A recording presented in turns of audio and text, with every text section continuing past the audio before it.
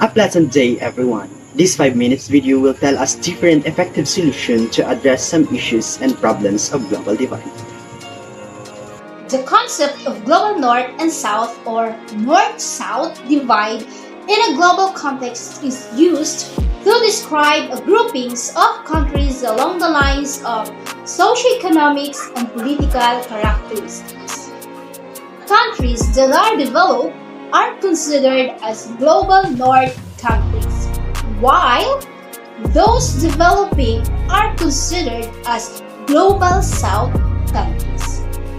In a developed country like Switzerland, Norway, and Iceland are commonly ranked as the three most developed countries in the world based on the Human Development Index.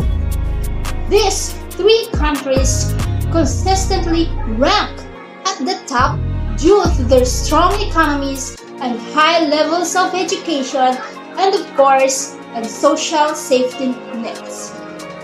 While Micronesia, Sudan, and Cambodia are examples of developing countries that have faced hardships on their path to becoming a fully developed countries. The differences in the political, economic, and demographic makeup of countries tend to complicate the idea of a monolithic state. Even developed countries face some common issues, like environmental degradation, because of developed countries tend to have a higher level of industrialization and aging population as people in developed countries live longer and have fewer children. These are the few examples of problems that the developed countries may face. On the other hand, developing countries have been grappling with structural vulnerabilities such as persistence and economic inequalities, conflict and forced displacement, declining trust in government, the impacts of climate change, and environmental fragility. Developed and developing countries have faced different issues when it comes to their economy. According to N. Oluwafemi Mimiko, the South lacks the right technology. It is politically unstable. Its economies are divided, and its foreign exchange earnings depend on primary product exports to the North. Along with the fluctuation of prices, the global divide between the North and the South is influenced by several factors: global trade and technological gap. Resolving the gap between the North and the South is a complex issue that requires a strategy. Global divide is the concept of global north and global south that is used to describe groupings of countries along the line of socioeconomic and political aspects and characteristics. In line with this, global divide contains different issues and existing problems that really affects the entire connections of all aspects of northern and southern hemisphere. These are the different issues and existing problems of global divide.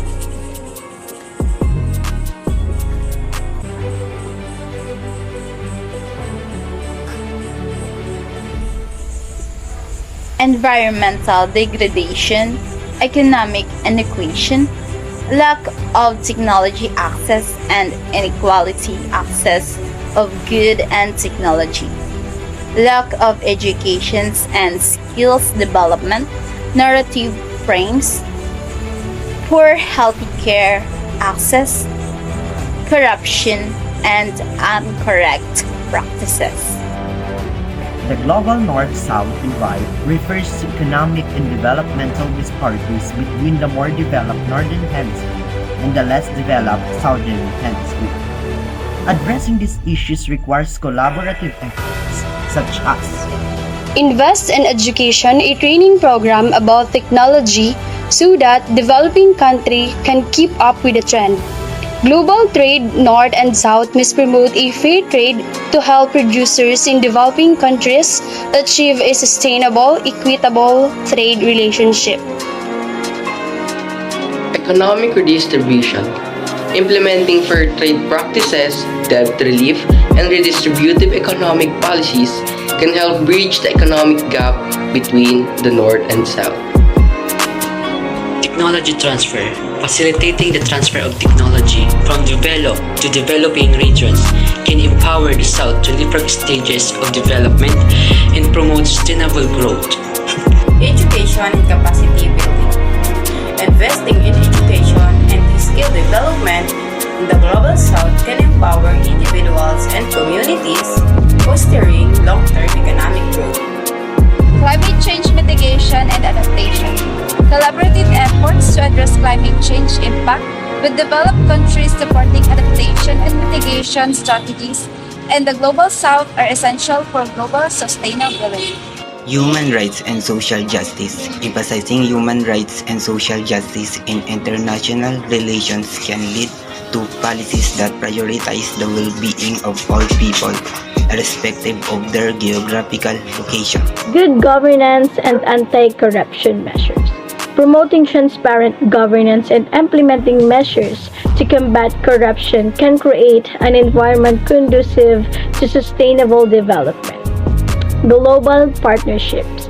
Encouraging international cooperation and partnerships for development projects can leverage resources and expertise to address challenges in the Global South. Infrastructure development. Investing in infrastructure such as transformation, energy, and communication can stimulate economic growth and improve living conditions in the Global South.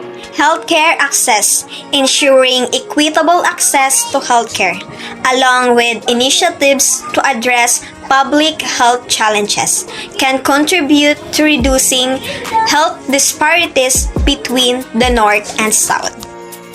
Addressing the North, South issues requires a holistic and multifaceted approach, involving the collaborations of the governments international organizations, and and the private sectors.